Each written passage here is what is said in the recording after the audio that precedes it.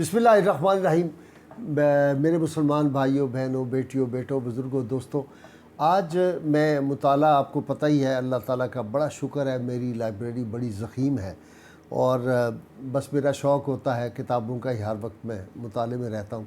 तो डाइवर्सिफिकेशन बहुत होती है, कभी कुछ, आपको पता ही है चैनल 24 पे नूर सहार मुझे प्रोग्राम करना होता है, उसकी तैयारी भी। तो मैं किताबें देख रहा था तो सुल्तान बशीरुद्दीन, हमारे जो सुल्तान बशीर महमूद साहब सितारा इम्तियाज़ जो हैं, पाकिस्तान के नामवर साइंसदान, बहुत ही बुज़ुर्ग हस्ती हैं, अल्लाह के वली हैं।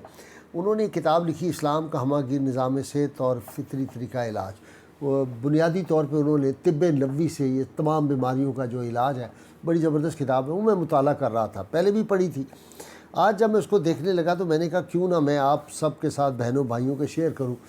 पहली बात तो उन्होंने लिखी है कि सेहत का राज जो है वो ये है कि जब भी कोई काम और ख़ास तौर पे खाना खाने लगे तो बिस्मिल्लाहिर्रहमानिर्रहीम पढ़े। इसी तरह उन्होंने लिखा रसूलुल्लाह सल्लल्लाहु अलैहि वसल्लम की हयात पाक से और आपके मामूलात से कि आप सल्लल्लाहु अलैहि वसल्लम के यहाँ कोई खाना जो था वो सब्ज़ी के बग़ैर नहीं होता था। जब भी बाकायदा खाना होता था तो दस्तरखान पर फरमाते हैं कि रसूलुल्लाह सल्लल्लाहु अलैहि वसल्लम के मामूल मुबारक क्या थे? जैतून का तेल, सलाद, सिरका और शहद ये ज़रूर होता था, और नमकदानी और काली मिर्च जो है इसको भी मुसलमानों को चाहिए वो अपने दस्तरखान पर रखें।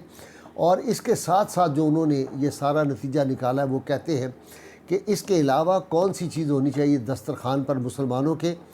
कलवंजी होनी चाहिए, सौंठ का सफ़ूफ़ होना चाहिए, थोड़ा सा उसको डाल लें, हल्दी होनी चाहिए, दार चीनी का इस्तेमाल करना चाहिए, खुश्क लहसुन का सफ़ूफ़ बना के इसको भी रखना चाहिए। और इसको फरमाते हैं कि आप शीशे की बोतलों में डाल लें इस पाउडर को, और इसको जब प्लेट में हस्बे ज़रूरत जो है इसको ज़रूर इस्तेमाल करें। कलौंजी और सौंठ तो ये जो वबाई अमराज़ है इनका भी बहुत ज़बरदस्त इलाज है। इसी तरह वो कहते हैं कि रोटी पर रसूलुल्लाह सल्लल्लाहु अलैहि वसल्लम का भी मामूल था, आप जैतून का इस्तेमाल फरमाते थे। तो ये जो है कहते हैं कि जैतून का तेल सालन और इसको चटनी में भी आप मिक्स कर सकते हैं। सलाद और सिरका जो है इसको भी मिला के आप जो है सिरके के ऊपर डाल सकते हैं और साथ जैतून का तेल भी उस पर डाल लें। तो उन्होंने फरमाया कि रसूलुल्लाह सल्लल्लाहु अलैहि वसल्लम का इरशाद है कलवंजी जो है ये सिवाय मौत के हर बीमारी का इलाज है। और जहाँ तक सौंठ का ताल्लुक़ है तो वो कुरान हकीम में जन्नत के जो मशरूबात आदमी को पिलाए जाएंगे उनके बारे में है कि उनमें जो मशरूबात हैं उनमें से कुछ जंजबील वाले हैं, ये कुरान हकीम में आता है। उन्होंने तो जन्नत का ये जो फल है इसको क्यों ना इस्तेमाल किया जाए। इसी तरह हल्दी और दार चीनी के भी उन्होंने बेशुमार फ़वाइद जो है वो लिखे हैं कि ये तो कोलेस्ट्रॉल को भी ख़त्म करता है, पेट के अमराज को भी ख़त्म करता है, ब्लड प्रेशर भी इससे जो है वो कम होता है। इसी तरह जैतून और सिरका जो है वो रसूलुल्लाह सल्लल्लाहु अलैहि वसल्लम का ये फरमान आली शान उन्होंने लिखा है कि ये बेहतरीन सालों में से एक सालन है।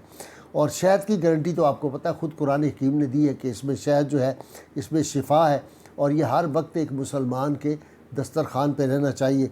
और बल्कि खाने के बाद स्वीट डिश दीगर जो दुनियावी ये जो मिठाइयाँ वगैरह इस्तेमाल करें, इसकी बजाय शहद अगर बतौर स्वीट डिश इस्तेमाल छोटी चम्मच कर ली जाए तो वो बहुत ही मुफीद है। इसी तरह मामूल था मुसलमानों का करने अव्वल में कि वो खजूरें ज़रूर रखते थे। बाज़ औक़ात तो सिर्फ़ खजूरें रसूलुल्लाह सल्लल्लाहु अलैहि वसल्लम ने खजूरें दूध के साथ इस्तेमाल कर ली हैं।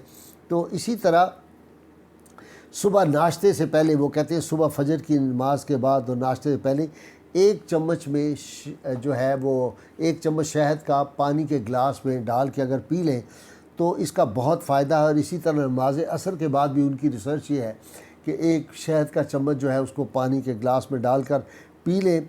ये बेहतरीन जो है ये सेहत के लिए है, और ये एक एनर्जी जो है ड्रिंक ज़बरदस्त है।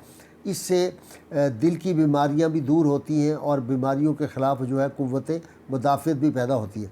इसी तरह वो फरमाते हैं कि हमें ये जो डिफरेंट ये जो मशरूबात बाज़ार में मिलते हैं, कोले, ये नहीं पीने चाहिए किसी तरह भी, इनका शदीद नुकसान है। इसकी बजाय हमें बच्चों को दूध और लस्सी और दही की आदत डालनी चाहिए। हमारे घरों में अगर सालन थोड़ा भी हो तो सिर्फ़ सिरका में भिगो कर खाना खाएं। सिरका और शहद का استعمال کریں۔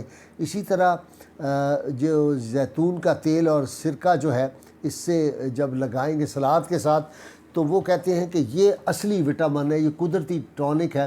یہ جو ہم آرٹیفیشل ٹونک استعمال کرتے ہیں اس کے بڑے نقصانات ہیں، وہ تو آرٹیفیشل ہی ہیں، اس کے سائیڈ ایفیکٹس بہت ہوتے ہیں، تو لہٰذا ہمیں اس بات کو ترجیح دینی چاہیے۔ اسی طرح رسول اللہ صلی اللہ علیہ وسلم نے کیا فرمایا، ہم گوشت کا بہت استعمال کرتے ہیں۔ آپ کا فرمان عالی شان ہے آپ صلی اللہ علیہ وسلم کا کہ اپنے پیٹوں کو جانوروں کا قبرستان نہ بناؤ۔ تو جو ڈاکٹر صاحب کی ان کی سلطان بشیر صاحب کی ریسرچ ہے وہ کہتے ہیں کہ بھائی 10 کلو اگر آپ کے پاس چیز ہو، 9 کلو سبزی ہو اور 1 کلو اس میں گوشت ڈالنا چاہیے، یہ ریشو ہمیں استعمال کرنی چاہیے۔ اور کون سے گوشت استعمال کرنے چاہیے؟ ہمیں دیسی مرغ کا استعمال کرنا چاہیے، ہمیں پرندوں کا گوشت جو ہے بٹیر وغیرہ کا، تیتر کا، یہ اگر میسر ہو اس کو ہمیں استعمال کرنا چاہیے۔ اور سمندری مچھلی جو ہے یہ صحت کے لیے بڑی مفید ہے، تو اس لیے یہ کولیسٹرول کو کم کرتی ہے، یہ بلڈ پریشر کو کم کرتی ہے، یہ تھائرائیڈ کے جو مسائل ہوتے ہیں، بیماریاں ہوتی ہیں، ان کے لیے بہت مفید ہے۔ اسی طرح قوت مدافعت قائم رکھنے کے لیے مچھلی جو ہے یہ بہت مفید ہے۔ تو یہ ساری چیزیں جو ہے اس طرف ہمیں توجہ دینی چاہیے۔ آج میں وزیر اعظم پاکستان کی تقریر سن رہا تھا حال ہی میں جو انہوں نے کی ہے، تو اس میں وہ کہہ رہے تھے کہ پاکستان میں جو ہے ہسپتالوں کا جال پھیلا دیا جائے گا۔ میری بہت دست بستہ عرض ہے کہ ہسپتالوں کا جال تو کوئی اچھی نشانی نہیں کسی ملک میں، کہ شہروں میں، بجائے اس کے کیوں نہیں آپ لوگوں کو صاف پانی مہیا کر دیتے، کیوں نہیں آپ اس پہ جو ہے وہ بہت بڑا چیک رکھتے، سزائے موت مقرر کریں۔ جو لوگ یہ چیزوں میں، کھانے پینے کی چیزوں میں ملاوٹ کرتے ہیں، ملاوٹ ختم ہو جائے، لوگوں کو صاف پانی ملے، ہسپتالوں کی ضرورت ہی نہیں رہے گی۔ ہمیں یہ 2 نمبر جو چیزیں مل رہی ہیں، یہ جو آٹا مل رہا ہے اس آٹے میں سے سب کچھ نکلا ہوتا ہے، آٹے میں کیا کیا جو ہے وہ مٹی ملا دیتے ہیں، کس طرح کی حرکتیں کرتے ہیں، تو ہسپتالوں کا جال نہ پھیلائیں۔ اللہ تعالیٰ کرے اس معاشرے میں اگر ہم نے جو ہے ریاست مدینہ کے نعرے لوگ لگاتے ہیں، ریاست مدینہ میں بار بار کہہ رہا ہوں، یہ گستاخی ہے کہنا، لوگ مذاق کرتے ہیں۔ کل میں نے ایک پڑھا ہے سوشل میڈیا پہ کہ جی فلاں جگہ ایک عورت سے زیادتی ہوگی تو اس نے لکھا ریاست مدینہ میں عورت کے ساتھ یہ ہوتا رہا۔